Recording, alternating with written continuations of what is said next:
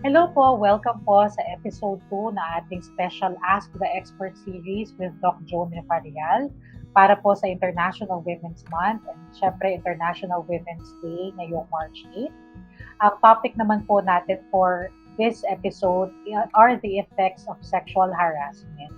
So Doc Joan, to define lang, no, to start off, what is sexual harassment? Oh, hi again, Kai, before I start. So, thank you again, Kai, for having me. Ang sexual harassment, ito ay mga forms of behaviors which are sexual in nature na ginagawa or ginagawa sa isang individual with that intention. May intention lagi, no, na to intimidate, to hurt, or to harm this other individual. Again, these can be mga unwanted, mga unwelcome mga gestures, behaviors with the intention na masaktan, no? Ma-hurt, ma-bully, or masaktan, ma-intimidate yung another individual in a sexual manner or in a sexual nature. Okay. And what are the most common forms of sexual harassment that we see today, Doctor? Oh, madami. In fact, when we say sexual harassment, it can take so many forms. At kailangan mas maganda, we are aware kung ano ba itong mga forms na to para mas alert tayo and aware of these types. Na? So, pwede siyang physical, pwede also visual, pwede also verbal. So, let's start muna with verbal. Sometimes, yung mga catcalls, kasi nga, basta ang operative word here is unwanted and unwelcome na mga gestures or mga verbalizations na sexual in nature. So, like talking na mga sexually suggestive na mga messages na ayaw naman talaga nating marinig, or someone commenting about one's clothing, body type, mga ganon. So, mga verbal. Another would be visual. For example, inappropriately showing someone ng mga pictures na, again, unwanted. Ayaw natin makita, no, na may suggestive of something sexual and physical. Or also, no, kasama pala sa verbal, nakalimutan ko, mga verbal na yung mga sexual advances na palamba, you invite, for example, to a party or a date because meron silang intent to get something for favor, sexual favors, for example. So, verbal, visual, yung mga posters, pictures, graphics, and physical. Ito yung mga acts, gestures, again, unwanted, like touching, stroking, for example, na ayaw naman na isang individual na gawin yun sa kanila. So, it can take all of those forms. Yung iba naman, texting, something na medyo inappropriate. And usually, ang sinasabi nila Kai, no, itong sexual harassment, nangyayari ito sa workplaces, sa mga social situations, at yung sa iba, no, mga schools. So, mas maganda aware tayo because there are laws to protect us, especially mga kababaihan. Okay. Where do we draw the line between harassment and consent, Doc Joan? Parang, kunyari yung visual, di ba? Unsolicited image that was sent to me that I didn't ask for.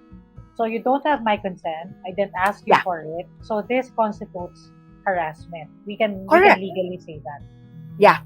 Basta especially if I get traumatized.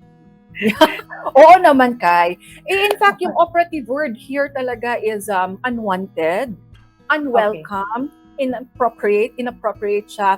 And there is that intention kasi not to intimidate someone, to hurt someone, to cause harm, alimbawa lang, yung iba kasi they use it to spread rumors, mga ganon. So, meron talaga negative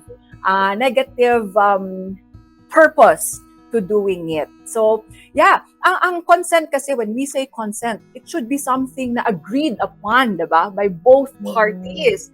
Eto, kung wala ka naman, hindi ka naman nagsabi outrightly na yes, this is okay, or sige, padalhan mo ako ng mga text messages about this, or pakita mo sa social media ang mga photos ko or something, then that would, of course, that would be considered as a harassment na rin in nature. In a sexual nature. Okay, thanks, Dr. Yes. daming, oh my gosh, I think it's happening it's more common now because of social Oh, media, diba? Maybe correct. when you're having a private, intimate moment and someone Yes. records it without permission, that can also be a form of Yeah. harassment. Okay? Correct. Correct, Kai. Kaya meron din also ngayon, 'di ba? Very ano din ngayon, no? Yung it's also a concern now. Part of that is yung cyberbullying also. So magkakaano sila, no? Magkaka-same ano sila na there is that intimidation and that intent talaga to cause harm to someone. Yeah, and to manipulate. And to manipulate. Oo, yung iba kasi manipulate to get mga sexual favors. Like for example, no, yung naalala natin before sa may mga kwento before, no, na for a student, for example, to get a specific grade or para pumasa. So may mga ganon, no, sexual favors. So that can be considered as harassment already. Or halimbawa para ma-promote in a workplace, no? So merong ganito na, come with me to this party or dinner, have dinner with me. Otherwise, I will invite someone else. Mga ganon. So let's always be aware na pag may ganon na, there is a parang effect na to intimidate you, to manipulate you, to do something for favors, then it's considered as harassment already. Okay. So in any case or situation, instance or situation that a woman finds herself in a moment where she feels like, teka, harassment na to ah. Ano po yung masasuggest nyo, Doc, na mga safe na ways for a woman to take herself out of that situation? Oh, it's very important, Kai. If we feel na parang there is that intimidation already, parang inappropriate na, no, yung behavior, especially in the context of something na social or professional in nature, mas maganda, number one, to call out yung that person. I mean, call out in a way siguro na, uy, sandali, parang inappropriate ata na yung sinabi mo, and I feel uncomfortable hearing that. So baka next time, lang na. I mean, we can always be polite pa rin and practice pa rin natin yung pagiging professional when we handle mga ganitong mga statements or concerns in the workplace. So we can say na, uy, hindi ako comfortable with that, no? So, kung maganda, wag nang ulitin, ganyan. Pero kung hindi pa rin, then document it. Kung paulit-ulit, then mas maganda also, I suggest, document natin. Mas maganda to document everything para later on, if there is really a need to pursue any further action, be it legal or otherwise sa HR ng office or sa school, for example, no? So, at least may documentation. Number 3, mas maganda also if makausap natin someone na whom we trust, be it in the workplace, sa school, or in any setting.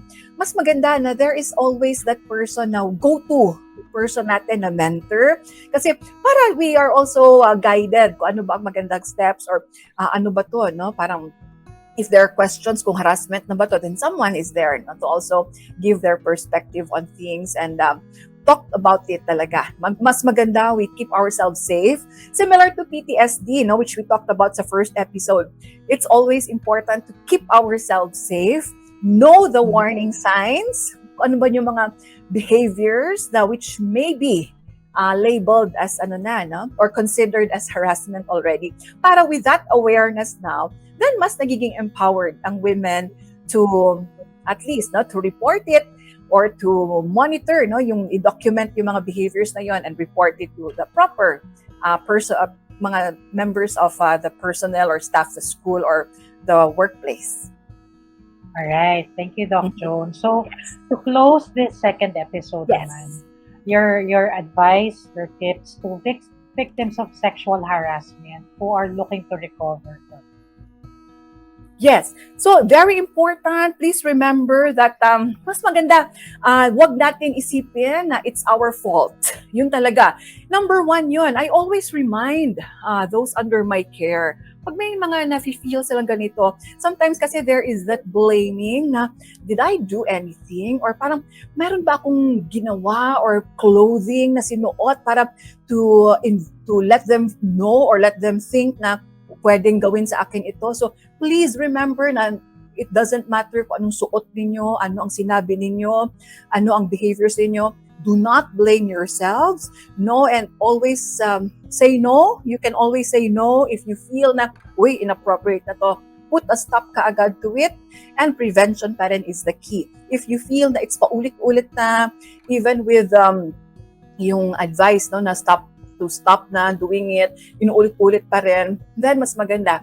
Report it, document and report it, and para mas stronger no, yung ating basis for reporting such behaviors. And talk to someone always, yung lalo na someone na whom we trust, para at least we do not go through this process on our own, and know that help is always available.